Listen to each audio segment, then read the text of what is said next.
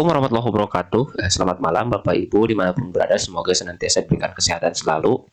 Nah, pada kali ini saya akan memberikan informasi mengenai bagaimana cara unggah dokumen ya di akun SSCISN dalam seleksi P3 Kemenag ya tahun 2024. Nah, kemarin sore saya melakukan BIMTEK ya dengan UP Kemenag ya, dan UP Kemenag juga memberikan informasi yaitu melalui ataupun hasil dari Zoom melalui Kanwil ya.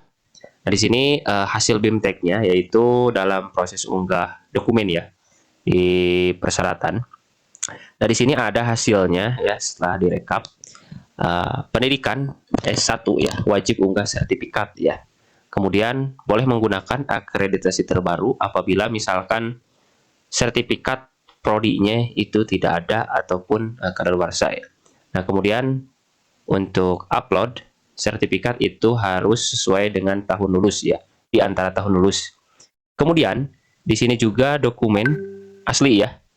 Jadi kalau misalkan Bapak Ibu itu memiliki sertifikat itu wajib ya di-upload. Jadi di-scan itu ya. Nah, kemudian apabila Bapak Ibu itu tahun lulusnya mungkin udah lama ya, dan memiliki sertifikatnya itu bukan asli alias hanya memiliki fotokopinya saja ya. Nah, jadi yang diupload itu harus terdiri dari 2 dokumen ya. Yang pertama, sertifikat terbaru ditambah dengan screenshot ban PT ya. Nanti Bapak Ibu bisa lihat ya di ban PT-nya, kemudian hasilnya di screenshot. Nah, jadi kita bisa lihat ya di bagian portal ya, di bagian dokumen ya. Nah, di bagian dokumen kita harus melakukan unggah ya, yaitu surat pernyataan sesuai dengan persyaratan instansi yang sudah ditandatangani ya, dan dibubuhi materai ya, yang ukuran maksimal itu 1 MB atau 1000 KB. Jadi untuk surat pernyataan itu terdiri dari 2 tanda tangan, yaitu pemberi izin dan pelamar ya. Jadi Bapak Ibu bisa menggunakan e-materai ataupun materai elektronik atau materai konvensional ya, atau materai tempel. Nah, kemudian di sini keterangannya wajib ya, wajib. Nah, bagi keterangan kedua itu surat keterangan dari dokter atau rumah sakit ya, yang menerangkan jenis dan derajat kedisabilitas ya.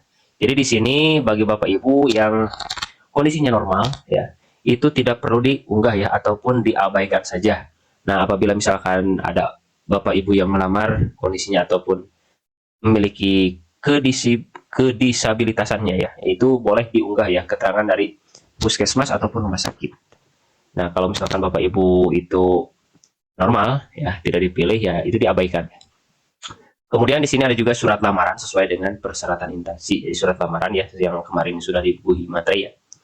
Nah, itu wajib diunggah ya. Kemudian surat keterangan memiliki pengalaman di bidang kerja, yaitu surat pengalaman yaitu dilihat di bagian pengumuman ya, di lampiran terakhir ya, di lampiran ketiga itu ada contohnya. Kemudian kartu tanda penduduk ya, dari sini ataupun suket ya, surat keterangan dari Dukcapil. Nah, itu bisa diupload ya, itu maksimal 500 KB dan formatnya JPG. Kalaupun misalkan tidak berhasil, biasakan ataupun diusahakan ukurannya di atas 100 KB ya, ataupun formatnya itu jangan sampai salah ya, jangan sampai salah, itu formatnya JPG. Nah, lanjut di sini ada bukti. Nah, ini ya yang kemarin dibahas ya ketika Zoom sore hari ya. Jadi di sini bukti perguruan tinggi ya, ataupun program studi ya yang terakreditasi. Jadi bagi Bapak Ibu yang jurusannya ataupun sarjana itu wajib ya melampirkan surat ataupun tanda bukti akreditasi program studi ya, sesuai tahun lulusnya. Kemudian kalau tidak ada, itu kata beliau ya, itu boleh menggunakan sertifikat atau akreditasi kampusnya ya, ataupun universitasnya. Nah, namun dalam pertemuan Zoom itu ada salah satu ya guru ya, yang di sana hanya memiliki fotokopinya saja ya, fotokopinya saja tanpa asli ya. Jadi kata beliau itu harus menyematkan ya, ataupun ditambah dengan screenshot hasil dari ban PT ya. Jadi itu harus dilihat dari ban PT-nya, bisa Cari Bapak Ibu di internet ya, ada situs BANPT, dilihat akreditasinya, kampusnya, cari ya. Dan nanti itu di screenshot ditambahkan dengan surat akreditasi fotokopi ya, ataupun akreditasi kampusnya. Jadi seperti itu untuk bukti akreditasi untuk program studinya ya. Nah, di sini ukurannya yaitu maksimal ya sekitar 750 KB. Itu formatnya PDF ya. Wajib, ini wajib. Kemudian di sini ada juga dokumen hasil pengecekan formasi yang diunduh dari laman PDM. Nah, jadi dalam tahap ini wajib ya. Nah, bagi teman-teman guru jadi hampir ini bisa ya untuk hal ini. Jadi dokumen hasil pengecekan formasi yang diunduh itu wajib diupload di bagian ini ya. Itu ukurannya 3 MB ya, atau 300 KB. 3000 ya, maaf, 3000 KB atau 3 MB. Dan itu di-upload di sini ya, hasil dari download di PDM. Kemudian ada ijazah asli ya. Bapak Ibu wajib mengupload ijazah asli ya. Scan, jangan menggunakan HP, tapi gunakanlah menggunakan alat scanan ya, supaya tampilannya ataupun ukuran itu maksimal, tidak pecah dan tidak terlipat ya. Kemudian di sini ukuran maksimal itu 1 MB format PDF, itu wajib ya. Wajib. Kemudian di sini transkrip nilai, ini wajib ya. Ini wajib diupload transkrip nilainya, baik itu lulusan SLTA ataupun sarjana, itu boleh ya. Wajib di scan menggunakan alat scan ya, supaya tampilannya tidak pecah. Ya.